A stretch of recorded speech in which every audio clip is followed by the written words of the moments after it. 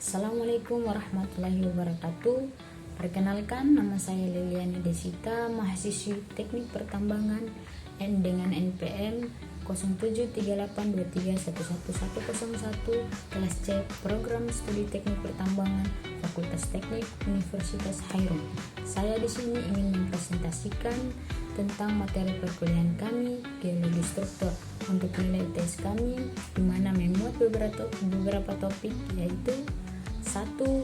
Proses pembentukan bumi, kedua deformasi batuan, dan ketiga proses pembentukan struktur geologi.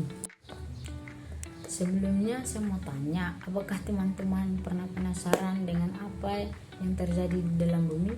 Kok bisa terjadi gempa bumi ataupun bisa ada muncul gunung api di permukaan bumi? Nah, sebelumnya mari kita ketahui dulu apa itu pengertian geologi atau struktur geologi. Nah, mengenai struktur bumi terbentuk ada 3 lapisan. Yang pertama, kerak bumi atau crust. Kerak bumi atau crust merupakan kulit bumi bagian luar permukaan bumi.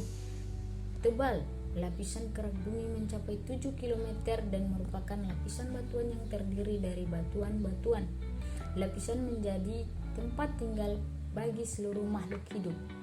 Suhu di bagian bawah kerak bumi mencapai 1100 derajat Celcius. Nah, yang kedua, selimut atau selubung atau juga mantel. Lapisan ini juga disebut astenosfer. Selimut atau selubung merupakan lapisan yang terletak di bawah lapisan kerak bumi. Tebal selimut bumi mencapai 2900 km dan merupakan lapisan batuan padat. Selimut bumi terdiri dari campuran berbagai bahan yang memiliki bentuk baik cair, padat, gas dengan suhu yang tinggi. Suhu di bagian bawah selimut bumi mencapai 3000 derajat Celcius. Yang ketiga, inti bumi atau core. Inti bumi yang terdiri dari material cair dengan penyusun utama logam besi 90%, nikel 8%, dan lain-lain, yang terdapat pada kedalaman 2900 sampai 5200 km. Lapisan ini dibedakan menjadi 2 lapisan, inti luar outer core dan lapisan inti dalam atau disebut inner core. Lapisan inti luar tebalnya sekitar 2000 km dan terdiri atas besi cair yang suhunya mencapai 2200 derajat Celcius. Ya, selanjutnya kita masuk ke deformasi batuan. Deformasi batuan merupakan perubahan bentuk, posisi, dan atau volume batuan akibat tekanan dan suhu yang dialami oleh batuan tersebut. Proses ini memainkan peran penting dalam pembentukan struktur bumi dan fenomena geologis seperti pegunungan, patahan, dan lipatan.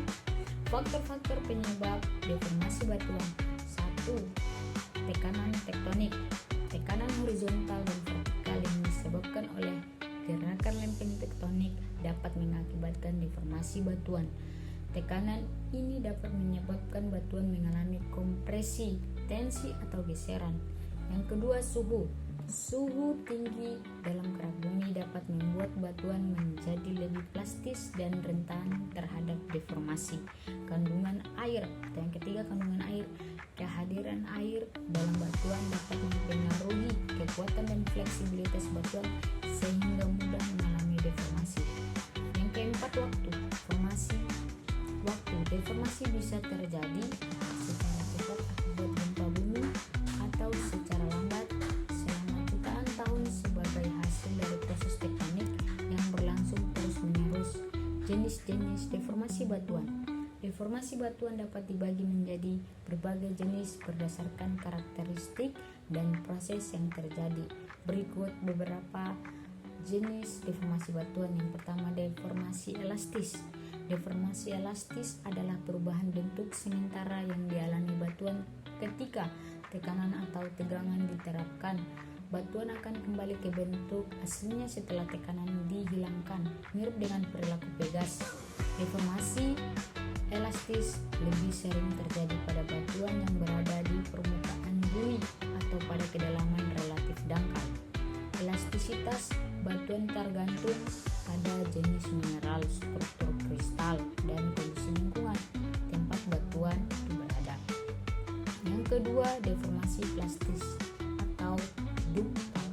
Deformasi plastik atau duktal adalah perubahan bentuk permanen yang terjadi ketika batuan mengalami tekanan yang cukup besar sehingga mencapai batas elastisitasnya dan mulai mengalami aliran.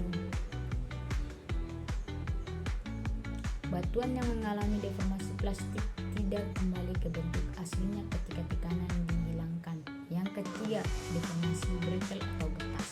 Deformasi brittle atau getas adalah perubahan bentuk yang terjadi ketika batuan mengalami patahan, mengalami tegangan yang melebihi kekuatannya dan menyebabkan retakan atau patahan. Deformasi ini sering terjadi pada batuan yang berada di dekat permukaan bumi, di mana suhu relatif rendah dan batuan lebih rapuh atau cepat lunak. Kita masuk ke proses pelapukan. Pelapukan fisika atau mekanik adalah proses pelapukan yang terjadi akibat pembebanan atau juga dipengaruhi oleh panas matahari air yang menyebabkan batuan masif menjadi pecah dan hancur. Proses pelapukan kimia merupakan proses pelapukan yang diikuti terjadinya perubahan pada sifat kimia pada batuan tersebut. Kandungan unsur pada batuan akan berbeda. Proses pelapukan biologi atau organik terjadi karena adanya aktivitas kehidupan, yakni kehidupan akar tumbuhan, mikroorganisme, tanah, dan juga binatang. Proses pembentukan struktur geologi. Struktur geologi adalah struktur atau kondisi geologi yang ada di suatu daerah sebagai akibat dari terjadinya perubahan-perubahan pada batuan oleh proses tektonik atau proses lainnya. Dengan terjadinya proses tektonik, maka batuan beku, batuan sedimen, dan batuan metamorf maupun kerak bumi akan berubah sesungguhnya dari keadaan semula. Struktur geologi yang penting untuk dipelajari dan diketahui. Contoh struktur geologi antara lain sistem sesar, sistem kekar, dan sistem perlipatan. Nah, kita sebut saja sebagai sesar ya. Sesar atau patahan atau sering disebut fault adalah suatu bidang yang terbentuk karena kekuatan batuan tidak dapat menahan lagi tekanan atau beban yang ada sehingga akhirnya batuan tersebut patah. Setelah terjadinya sesar tersebut, kedua bagian yang tadinya berhubungan dapat bergeser naik atau turun atau bergeser secara mendatar seperti ini.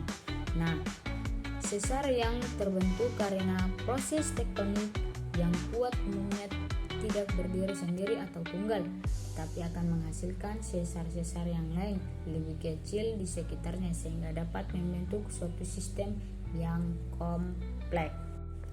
Yang kedua, kekar. Seperti juga pada sesar, adapun perlipatan.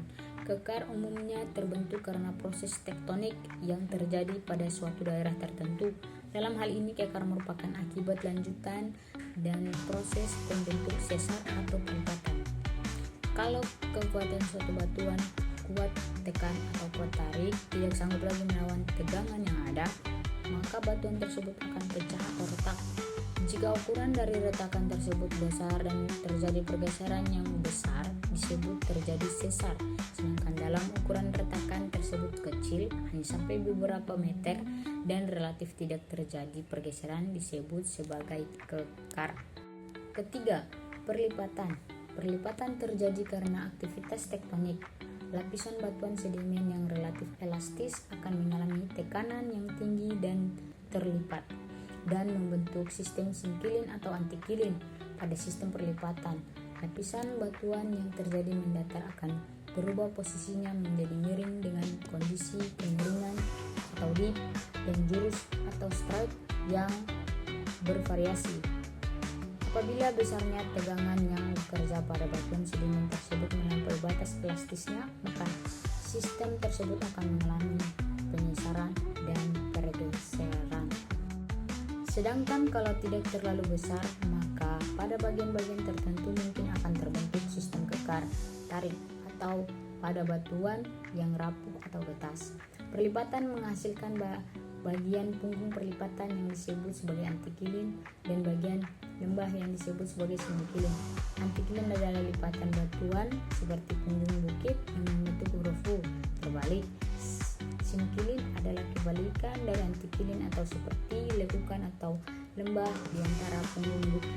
Nah, seperti pada contoh slide terakhir, seperti itu gambaran dari sesar, kekar, perlipatan, dan juga antikilin dan semikilin. Mungkin itu saja. Terima kasih. Assalamualaikum warahmatullahi wabarakatuh.